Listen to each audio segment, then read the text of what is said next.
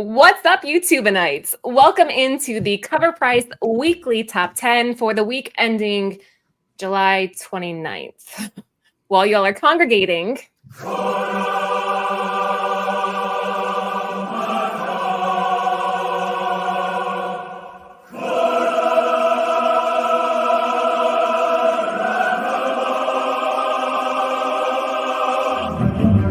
nothing will stand in our way.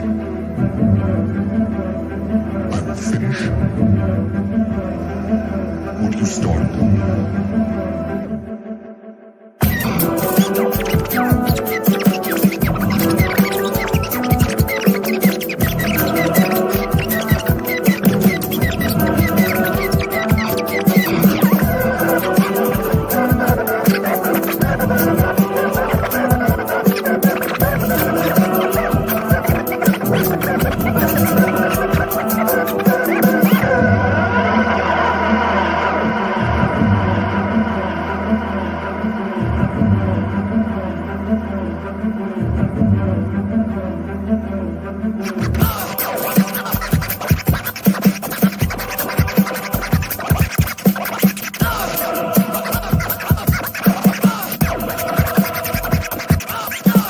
Nothing can stop that now.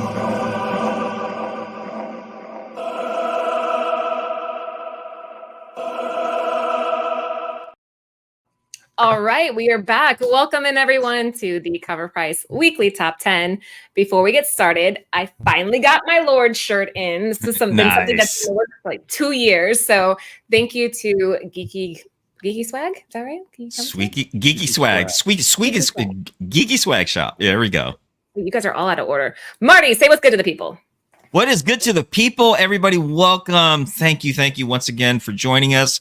I'm so excited. We got a full panel tonight. We got a special guest joining us as well. So exciting night. We're hoping you have a great time with us tonight. Either you're watching live or on the rewind. Man, I am slubbing. Yeah, I feel a dingle dangle video coming on for me tonight, man. I don't know. Dude, I feel the same way. My brain's like in a million places. Yeah. Gabe, say what's good. Yo, what's up, everybody? We're here. I'm rocking the Sonic shirt tonight. Got to go fast. Got to go faster. With my boy Manimal tonight, man. So we got this is just all testosterone and masculinity here. So let's do this tonight. We got some fun stuff. We'll talk about Wolverine and X-Men and Deadpool, and we're gonna do it tonight. All right, sounds good. Yeah. Zach, last but not least, I feel like you're bringing Tebow's hair game to the show tonight because the hair's on. Thank you. Good hair. Yeah. Good hair. I gotta tone down Gabe though, man. Hey, you can't be mansplaining comics here. Laura's a queen of comics, so the testosterone ain't gonna outweigh her, man. So That's true. That's true. She is immune to masculine toxicity for sure. You know, the queen trumps everything, right? I mean, she moves all over that board, doesn't she? it's true. It's true. I try. Happy to I be try, here. right? Love being on the show whenever I can, and thanks for having me. Yeah, it's good to have you too. All right, let's just jump right in because I know we ran a little bit late. So if you were just joining, guys, this is the CovrPrice Weekly Top 10. This list is going to be 100% data driven. So we are looking at major sales, units sold, and percentage growth and deciding which comics make the list. Every week, we have a runners up, and this one is a sore spot for me because I wasn't able to grab one. But what do we have first? This is a sore spot for a lot of people. I know that. Shout out to Nemesis Prime in the chat. So we got here SpiderGwen Ghost Spider #1, J. Scott Campbell, 2024 San Diego Comic-Con secret variant, limited to 2,200 copies. What a weekend for comic book fans. There was no shortage of topics to discuss. Everything from Deadpool and Wolverine tearing it up at the box office to San Diego Comic-Con 2024 and all the amazing announcements we got there. This book coming out of San Diego Comic-Con as one of the hottest covers of the convention. There are a ton of factors going for this book. One, the cover features SpiderGwen, one of the best-selling spider variants to grace a cover. Two, it is also illustrated by one of our era's most popular cover artists, J. Scott Campbell. And finally, this book was dropped as a secret variant cover on Thursday. the first day of San Diego Comic-Con. That was an unconventional move, as most exclusives get released on Saturday or Sunday. This gave early birds first dibs and left the rest of us digging through the aftermarket looking for a copy. Will you be adding this book to your collection? Well, we've tracked 27 copies sold at a 7-day growth trend of 100%. The high sale of $180 for a CGC 9.8. Those got out super quick. And currently near mint raw is $92. Wow, that's not too bad. I want to debate this. Let's open the can of worms here. Is it good con etiquette to allow an exclusive to sell out on the first day, or do you guys think there should be an allotment held each day? Allotment each day. I don't think it's good business, nor it's not fair to everyone. I think we had it in our group chat, right? People were talking about some people don't go Thursday and some people go preview nights. Some preview nights are not a fair preview night. People buy and purchase preview nights. So I think it's a bad look. You got 2,200 and you're selling them all at the con. You need to divide those out between whatever days you're available to sell. I think it's a bad look. All right, there's Zach's. Marty? I agree with that too, but I also understand these sellers and the vendors, and they want to just get this book out, sell it, make their money off of it, and get it out of there as quick as possible and like recoup their costs. I can understand why they do that, but I like the idea more of like a raffle system or it being allotted every day. Yeah. I thought the same thing too, Gabe, along with like a raffle system, maybe drawing a raffle and so many people a day throughout the convention, Friday, Saturday, Sunday, and if they do a Monday. And for those who with a certain number or amount on the raffle, like you guys buy this day, whoever's interested in that day, that's a good thing. But there's so many ways you can do it. But I think I do agree with Zach. I think it should be fair, exclusively fair for everyone to be able to try to attain a copy of this. I look at this cover, man, and I'm like, oh my God, this is a gorgeous, gorgeous cover. But also, if, going off trends as well, I guarantee you'll probably see this cover again on probably a different one, like maybe Amazing Spider-Man or another cover coming out, because this is a hot cover. And typically when something like this goes as a variant and it sells really good, I think you'll probably see this cover again come out for sale. Yeah, it wasn't just this book, though. If you were at San Diego Comic-Con, his entire booth was just sold out. It was a madhouse. Like, you couldn't buy anything Campbell if you got there Friday, Saturday. It was like just completely sold out. Oh, I can imagine.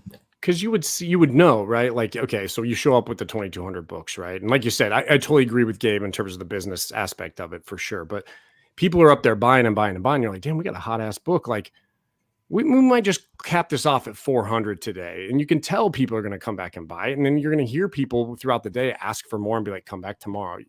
I think you can pretty much get a good idea that you're going to sell out. And how many of these people are buying multiples, though, just for the simple back to flip it on the aftermarket? So, yeah, I think there should be some oversight towards it in a way. I don't know what is a good way, because there's multiple ways to do it. And you can't make everybody happy either. No, you can't. You cannot. No, absolutely not. And Gabe, J. Scott Campbell's not like a small retailer. Like, he's gonna sell every single day. So I feel like the pressure to move the books as quickly as possible kind of falls more on like the smaller retailers, because we don't want to be stuck with a bunch of boxes we have to ship back and whatever. So, but with this, I don't know. I think this could have been played a little bit better. There were a lot of angry folks out there about this book.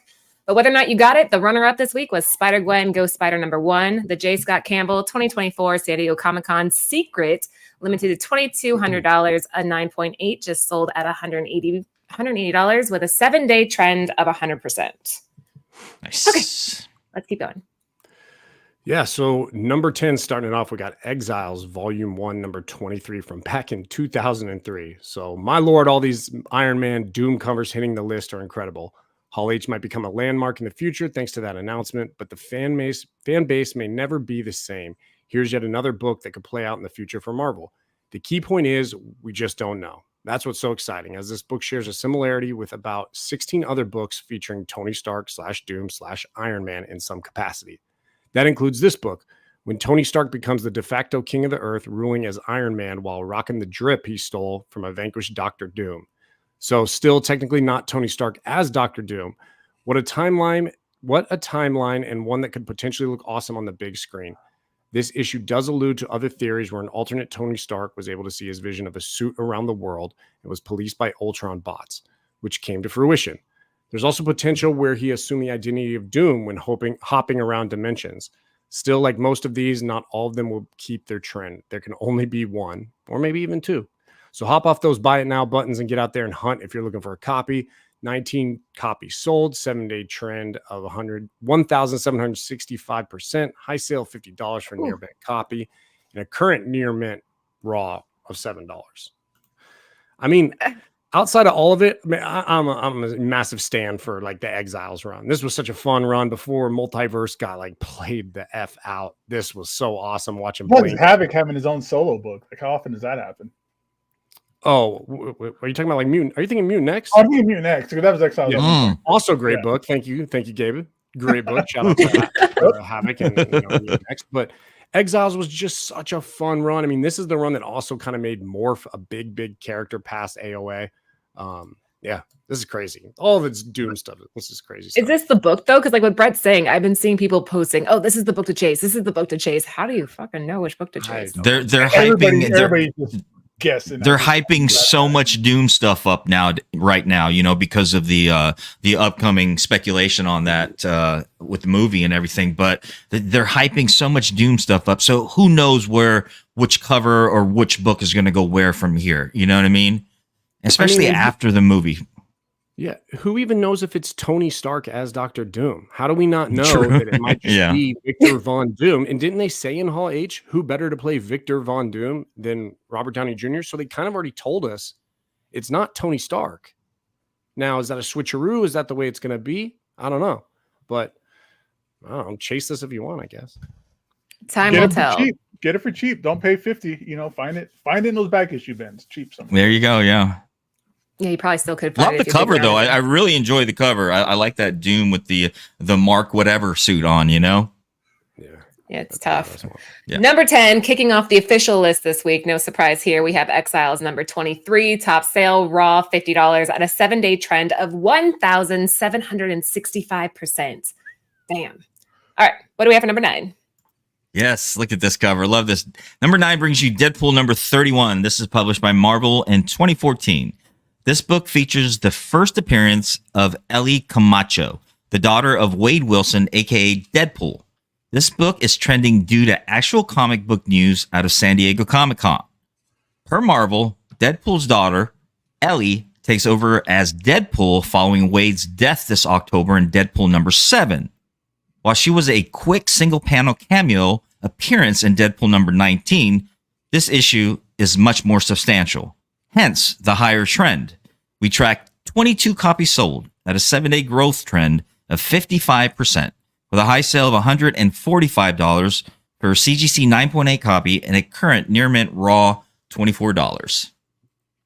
All right, it is. We're in a group chat. So, Zach, what do you think of this?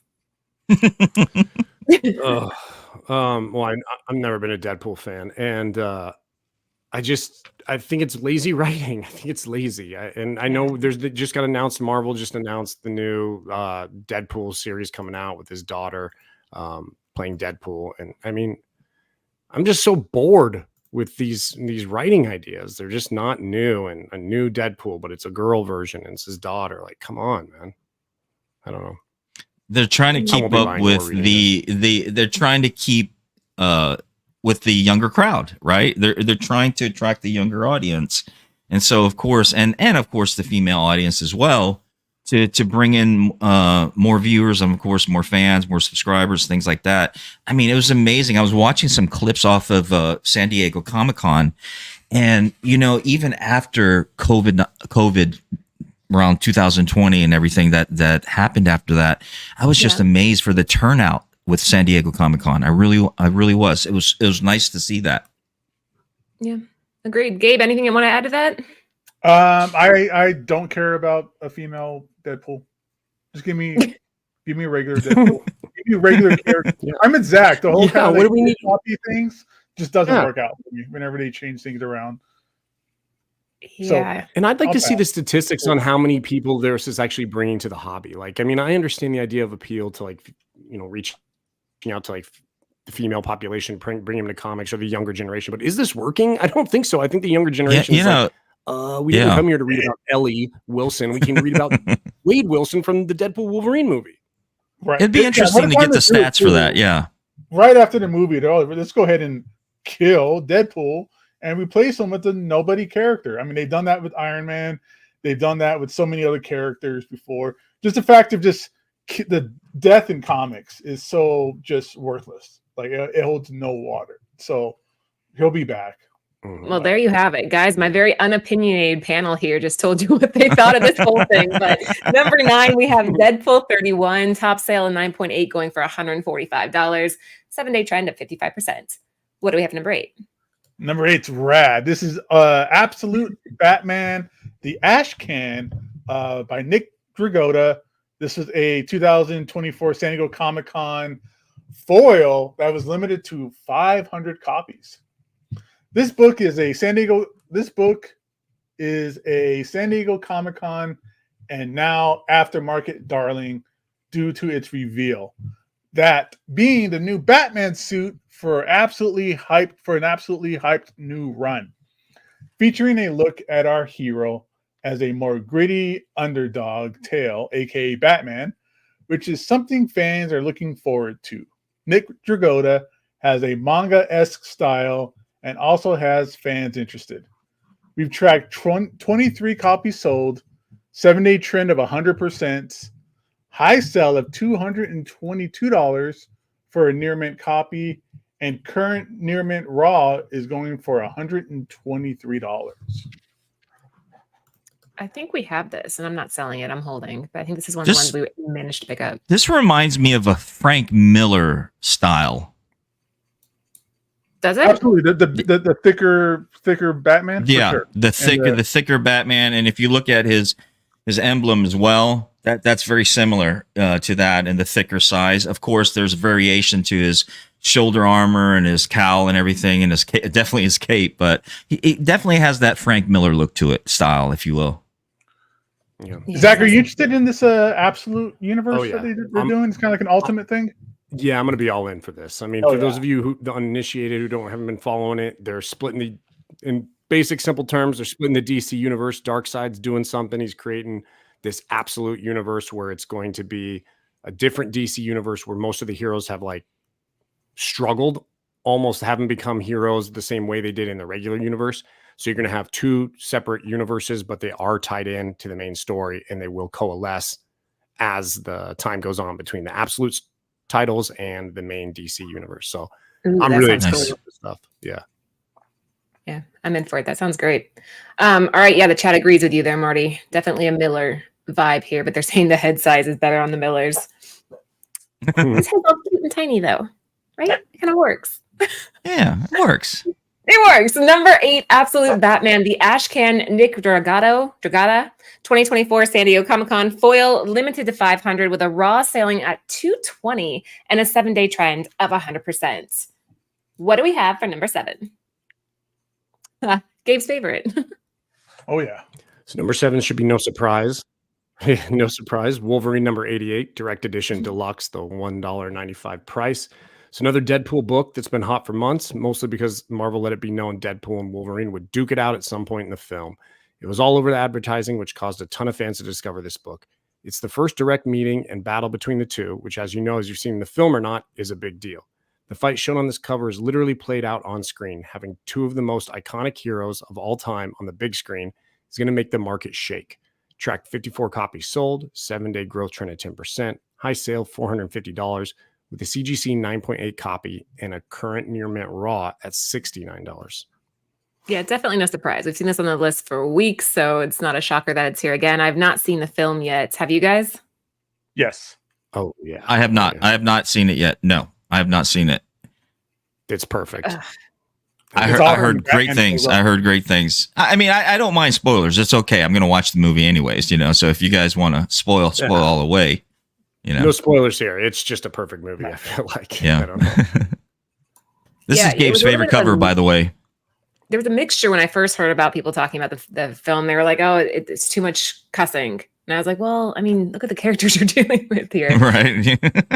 The boner variant. I was hoping somebody would bring this up. There The is- nice little bulge in the O.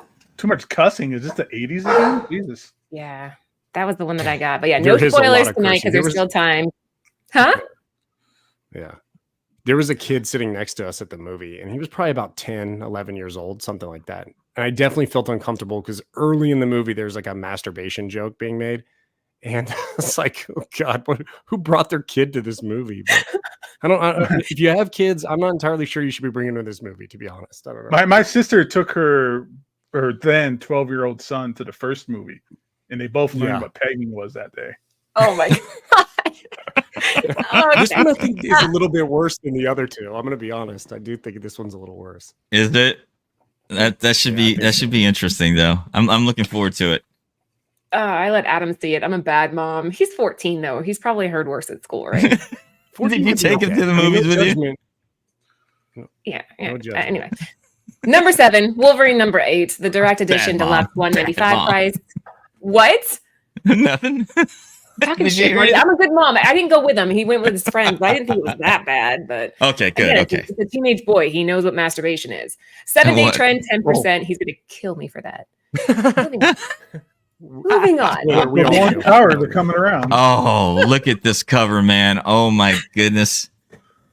Number 6 brings you Ultimate Spider-Man number 4, J. Scott Campbell 2024 San Diego Comic-Con cover D family apartment ASM number 601 re-imaged virgin variant limited to 1800 published by Marvel in 2024. Whew. Okay. Homaged. They're everywhere this week, but that's because they're wicked. J. Scott Campbell homaged his iconic Amazing Spider-Man number 601 cover for the Ultimate Spider-Man number 4 a few months ago, but it was a trade dress. He hit attendees of San Diego Comic-Con with a highly exclusive virgin variant, and it sold by Thursday. J. Scott Campbell has a massive audience willing to drop big bucks to secure variants like this. We tracked 36 copies sold at a 7-day growth trend of 100% with a high sale of $400 for a CGC 9.8 copy and a current near mint raw for $119. Wow. Yeah, another Wow. one that people are probably angry they didn't Okay, get, right? this, I love whoever's, I think Ula Moss does his covering for this book, and I think for the other one as well, and she does amazing. Typically, she does a lot of his coloring, and so does Nia Rufio, I think her name is. And they do amazing coloring, and this is just, wow. I'm just taken back with how well this coloring is done on this. Yeah, it's good. How much was it Exactly. originally? Does anybody know what he was charging at the booth for it? Oh, I'm trying to think. Anthony, I think told me these were going for like 30 or 40. 30 or 40 typically, yeah. I can see think it that. was somewhere in that range. But again, they were all sold out. So, yeah. Oh. I'm looking at all the detail. I like these type of books because like there's so much to look at. I like the frame in the background. It's well done. Yeah, like what King of Gold State's saying. It would have been great to have a chance to get it, but yeah, everything was just sold out. So it's just one of those tricky subjects where I don't know if it was played Yeah. right. But if you got one, congrats. Otherwise, it was 50 regular. Interesting. 50 regular, nice. I would have dropped. I think I would have dropped it. I would have done it, definitely. I probably would have too. Even though I'm like $50, I probably would have spent the $50. Even though that is more than I was expecting. All right, number 6, Ultimate Spider-Man number 4, the J. Scott Campbell 2024 San Diego Comic-Con cover D family apartment ASM 601 reimagined virgin limited to 1800. The top sale was a 9.8 for $400 with a 100% 7-day trend. We are almost halfway there, folks. So make sure that you give the guys and me a nice thumbs up if you haven't already, and sub the channel too. We're still looking to get all the people from the old show back over to here, and we want to keep growing. What do we have for number 5? All right, Jack. number 5. Good old New Mutants 98 by Rob Liefeld, 1991. Finally, everybody, it's here. Deadpool and Wolverine has dropped, and the market is booming for Deadpool's first appearance. Come on, though. It has been booming for months already. We don't know if he'll return in future MCU projects, but that isn't stopping collectors. Those who love the characters contribute to the massive box office income steamed over the weekend. Soon, the hype should subside slightly and offer some better value for those looking to acquire this Deadpool key. We tracked 41 copies sold, 7-day trend of 27%, high sell of $1,195 for a CGC 9.8, and current near mint raw is $404. Yeah. Again, no surprise, right? Everybody has this except for Marty. I do not have this. I still don't have this. Thank you, Laura. I appreciate you calling me out like that. You're welcome. I'm gonna bust your balls every time I see this come up. I'm like, Marty, you don't own this one. Remember, everybody does but you. So, do we think that these Deadpool Wolverine books are going to start falling off pretty soon? How much legs do you think these things have? Like this Wolverine 88, that kind of stuff. I think it's going to maintain steady for a little bit. Then it's going to go. I think it's going to drop down again. Yeah. I'm actually kind of surprised it didn't start already. I thought as soon as the movie was released, people would be. But this type of one, I think, is just a classic. Everybody wants to own it. But some of the others, I can see those slowly start declining. Yeah, first appearances should always be kind of like the top-notch book.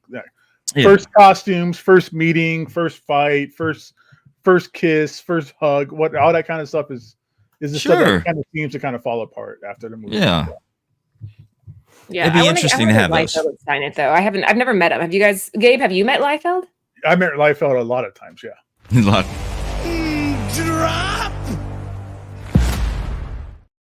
What's he like? Look at Laura. It depends. You don't know what Rob is going to show up. He's one of those type of guys. Sometimes he's like the nicest dude in the world, and he's all hugs and high fives and stuff like that. And other times, only one time really I've had him where he was kind of dismissive. But most of the times I've ever talked to him, he's like the super, super nicest guy. He loves comics. He just loves sitting there and chit-chatting and stuff like that. So most of the time, he's a great guy. I hear that. I mean, you're not the only person that said that. A lot of people who've met him said that, he's a very, really warm guy. He'll talk to you. He'll chat with you and everything. All right. Yeah. He's the son of a preacher, and he has like that preacher mentality. Like, does he? Like, he'll just talk and talk and talk and talk. Like, listen to his podcast. His podcast is like the greatest like comic book podcast out there, especially if you're into like 90s comics and comics history. Rude. He just kind of just swings at it. Like, he just goes and goes. Second greatest comic book podcast out there. Second, of course. Second. A1 and A, like 1A, 1B. Okay, I'll take 1A, 1A. I'll take that one. It's like number 5. Yeah. New Mutants number 98. The Rob Liefeld regular. 9.8 going for a little, like almost $1,200. 7-day trend, 27%. We are more than halfway there, folks. What do we have for 4? Number 4, we have What If Iron Man Demon in an Armor number 1 from 2010. So Marvel is stellar in homages, and this book is Exhibit 1 billion. This book homages one of the most iconic Iron Man covers of all time from the Demon in the Bottle storyline. It also features the timeline where Dr. Doom switches minds with Tony Stark. Oh, the buggery that could ensue. Still, this book marks yet another direction in which Marvel could take the recent Hall H announcement. This issue is the front runner for the logical interpretation of what was provided. Out of all the books trending, this is the only one where Victor Von Doom can take on the visage of Iron Man / Tony Stark. With a stellar cover and immense heat, unfortunately, the train has already left the station on this one, unless you can find a copy in the wild. If you want a more detailed take on the theory, the YouTube channel, Everything Always, breaks it down nicely. Keep in mind, we have 2 years for plenty of additional finds in the wild. If you want a more detailed, plenty of additional interpretations and theories. So buckle in. We tracked 40 copies sold, 7-day growth trend, 442%, high sale, 324%, CGC 9.8 copy, and a current near mint raw of $162. Okay. Well, all the people out there that said that spec was dead. Here we go again. It's going to be so many of these. I can feel it. All the next weeks are just be filled. All I know is that my chances to get a first appearance of Dr. Doom are completely out of my grasp. So Wait Anything till the after movie the comes map. out, man. Wait a year after the movie comes out, and you can grab that bad boy. Oh, there's no way I'm gonna get a first appearance of Doctor Doom anytime soon, even after the movie comes Yeah. out for like less than like 10 grand. So unless I get a First crack. appearance, Doctor Doom being Amazing Spider-Man number 2, right? Nailed it. Fantastic Four number 5. Spider-Man number 2 is the first appearance of Vulture. There you go. Yeah, FF5 There you are go. selling every day. Number 4, you guys. Number 4, What If Iron Man Demon in Armor number 1, CGC 9.8, $324, 7-day trend of 442%. I know the chat's like, what is happening? What do we What have is for number happening? 3? Ooh, I like this cover. Marvel Team Up number 2, published by Marvel in 2005. The Hall H firebomb is rocketing up the charts. RDJ returning to the MCU in any capacity is apparently what fans have been dying for, and they're making it known on the aftermarket. However, this one is a bit of a misdirect. Social media posts from even Mr. Rob Liefeld himself pointed to this issue as the first time Tony Stark appeared as Doctor Doom, helping it to get a huge boost in the aftermarket.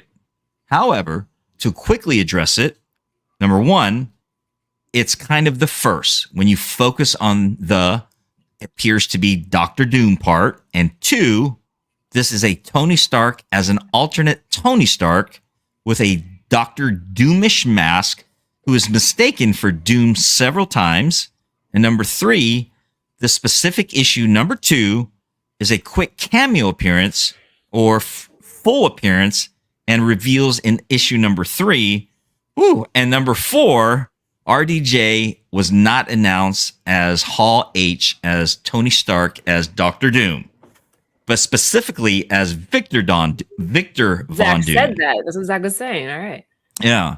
Online sources like Fandom named this alternate version as Iron Maniac, despite not being named that in any of their issues.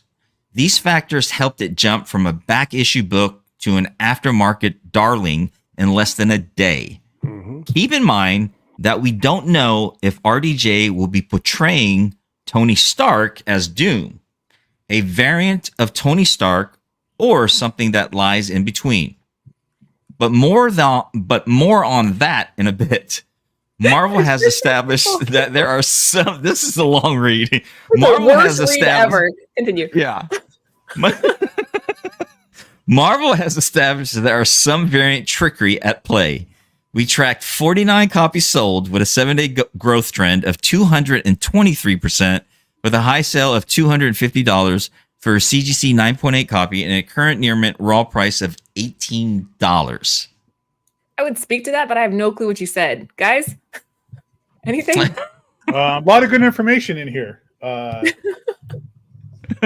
Avoid this book. That's what I took. Thank you, James. Thank you, James. I appreciate. I get getting some love from James out there. This was a really. It was an interesting read. However, nevertheless, there was a lot of good information in here about Robert Downey Jr. and the RDJ. If you guys don't know, of course, Robert Downey Jr. Some good information. So I don't know. What do you guys think? I mean, we'll see what Yeah, happens because we don't know what's happening with the movie. Like everybody's jumping to their own conclusions and stuff like that. So be safe out there, everybody. Be careful. Collect what you love what you collect. But I think this is going to be just one of those books that just might not stick around on the list. We'll see what happens. What do I know? Zach. If you find it, flip it. That's my advice on this one. There you go. I had a feeling. I was watching him during the read. He just kind of slowly shakes his head in the background. It's funny. Number 3, Marvel Team Up number 2, 9.8 going for 250, 7-day trend of 223%. We only got a couple left, guys. What do we have number 2? Number 2, here's an unexpected one. So Deadpool and Wolverine spoilers ahead on this one, everybody. As we talk about X-Men number 251 from Marvel back in 1989. Marvel does pretty well at callbacks, homages, and tongue-in-cheek moments. Deadpool 3 was not only a love letter to Fox's Marvel Universe, but also offered a spattering of what could have been regarding Wolverine, with an almost poetic callback to this cover in Deadpool and Wolverine. It's not surprising to see it on the list. This book has been a cult favorite for years simply because it rules. With a little assistance from the dominating box office, it almost tops the charts this week, but not quite. We've tracked 103 copies sold, 7-day growth of 80%, high sell of $350 for a CGC 9.8, and a current near mint raw is $20. I don't have this one. Makes me sad. King of Golden State found it for $3 though, digging around. Oh, this is an iconic Nice Mark find. Silvestri cover. Great. Yeah, Mark Silvestri here, man. And you can find a newsstand on this bad boy too. Yeah. Oh, I'd rather sure. have the Spider-Man head than the barcode for some reason. Why? It looks better. I think there's a lot of books out there where I think the barcode kind of ruins and breaks the cover up. Okay. This is one. I like the Spider-Man head better. I think it just kind of fits a little bit more. And Amazing Spider-Man 316, that Venom Spider-Man cover, where the box is this really gnarly looking Venom headshot by Todd McFarlane, or you get a ugly barcode. All right. I like the barcode, especially with this one with all the lines. It works. I'm going against Gabe here. I think I take the barcode over this. I'll fight you for it. I so grew up to the head version of it throughout my whole, as a child growing up, because we had to do a lot of subscription direct order because, of course, they're on bases. We only had the one bookstore for thousands of people on the base. So it was easier just to get yours mailed to you, but you'll get them about 2 months later, based off the script, mailing it to overseas. So. I'll load it eventually. One of these days, I'll track it down. Number 2, The Uncanny X-Men, number 251, 9.8 coming in at $350, a 7-day trend of 80%. There are 69 of you in the house right now. Thank you guys for tuning in this Tuesday with us. We appreciate it. What do we have? Dudes. 69, babe. Well, now it's 71. It was 69 for a second. What do we have for number 1? Bye. Number 1, we have Infamous Iron Man number 1. So the events that unfolded in Hall H were monumental.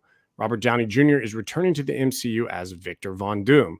But as mentioned in the intro, they didn't specify the details around what that means in a universe with a multiverse. Much still needs clarification, but the aftermarket immediately began hunting for this issue after the announcement. And why shouldn't it? As noted, RDJ can separate the iron from the man, so logically they would turn to the first appearance of Victor Von Doom taking on the moniker of Iron Man, assisted by Tony Stark AI, after Tony is left in a comatose state due to the events of 2016 Civil War II. There's a good reason it immediately went supernova. That premise right there could fit the initial narrative, could being the important part. However, if you read the early tea leaves, the details provided present a flip to this concept, where Tony Stark takes on the moniker of Victor Von Doom. Until we know what we're dealing with, it might be wise to take a step back, enjoy the moment, and let this concept breathe a bit, as purchasing this book at its current prices might not be wise. However, we all feel it. We're itching for Marvel to return to the pre-in-game glory. It's infectious seeing this type of hype build for the announcement and the release of Deadpool Wolverine. Tracked 177 copies sold, 7-day growth trend of 378%, high sale of $249 for a CGC 9.8 copy, and a current near mint raw for $99. It has been crazy watching, and I feel like I should be buying something, but I just don't know what to buy. Man, I think my boy Ray Jr. just picked this bad boy up too. Yeah, he's posted a picture on this. I gotta hunt. Yeah. I gotta go dig through my boxes and put this on eBay or something. You're right. Yeah. Prime Collector, who owns the original art to this cover? Now I want to know. Curiosity's killing me here. Does anyone else think that the MCU is finding a loophole to bring Robert Downey Jr. back as Iron Man? Well, yeah. Of course, because they never die, do they? Well, it's an alternate version, probably. They kind of mentioned that in the panel. I don't know. I'd like to. I guess I know we're at the end here, but briefly like to hear from Gabe since he's a Fantastic Four guy. I mean, thoughts on kind of in my opinion, the waste of using Dr. Doom as Robert Downey Jr. I feel like it's a big waste for a monumental character. I agree. I don't want to see. I don't want it to be evil Tony Stark, right? If it's RDJ playing Victor Von Doom, and he's just in a mask, or he has like a face mask on, like, you know, burns, he's all jacked up or whatever, fine.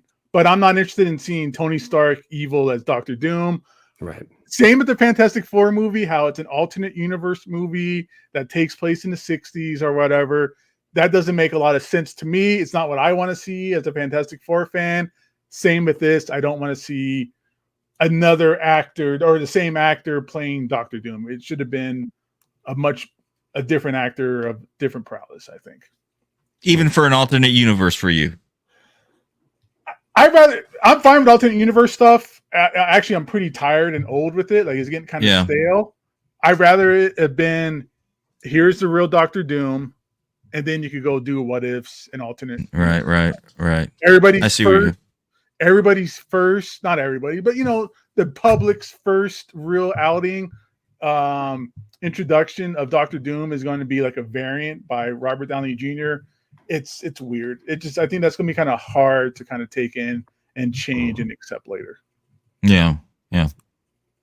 Time will tell, guys. Time will tell. Number 1, we have the infamous Iron Man #1, a CGC 9.8 going for $249. And yeah, congratulations to Prime One Collector for having the original art here. That's very cool. 7-day trend of 178%. I know that is cool. Original art. You're trying to sell that, Prime Collector. If you want to do that, like, yeah, original art is crazy money these days. A whole nother beast that I haven't even dabbled in yet, but I'm thinking about it. Oh, you gotta watch out. We ran a little bit over. Sorry, guys. Actually, no, I'm not. It was fun. I had a good time with this. So let's do roundtable goodbyes. We'll go the opposite direction. Gabe, you're up first. Hey, thanks to all the 69 plus people showing up tonight. Thanks to CovrPrice for all the notes, all the research, doing all the hard grunt work to make this show happen. And I appreciate it. And I hope we'll see you guys next week. We'll be here. Well said. Marty. Oh, blessings to everybody. Thank you for joining us as always. We really, really do appreciate you guys joining us. Help us out too. Hit that subscribe, hit that like button, share us around. And don't forget to tell everybody that we're on this platform now, the CovrPrice channel. So bring them along. Thank you. And Zach, always great to have you, man. And always great to see you, brother. And Laura, Gabe, as always. We're going to steal Zach from Justin. That's the master plot here. We're going to steal him. He's going to become one of ours. All right, Zach, again, not to put you on the spot, but last words before we end it. Yeah, no worries. So speaking of Justin, you'll catch us here in a couple weeks at Terrificon. If you guys are going to be out there, make sure you come by, say hi.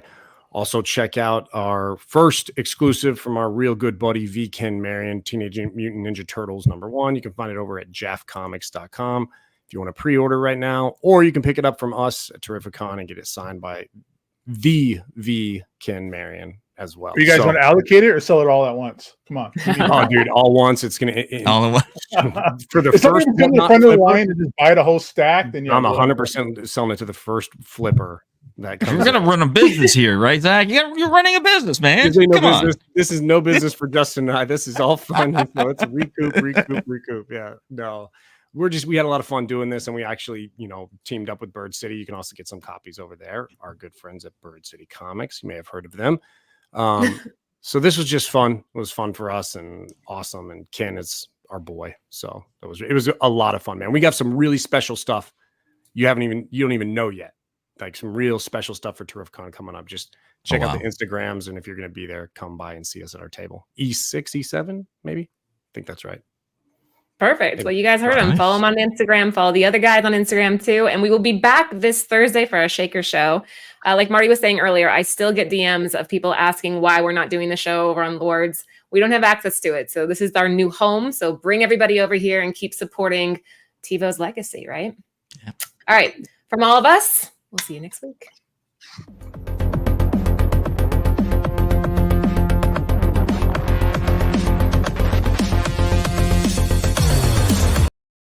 For the entire crew, this is TiVo saying keep digging in them long boxes. Peace out.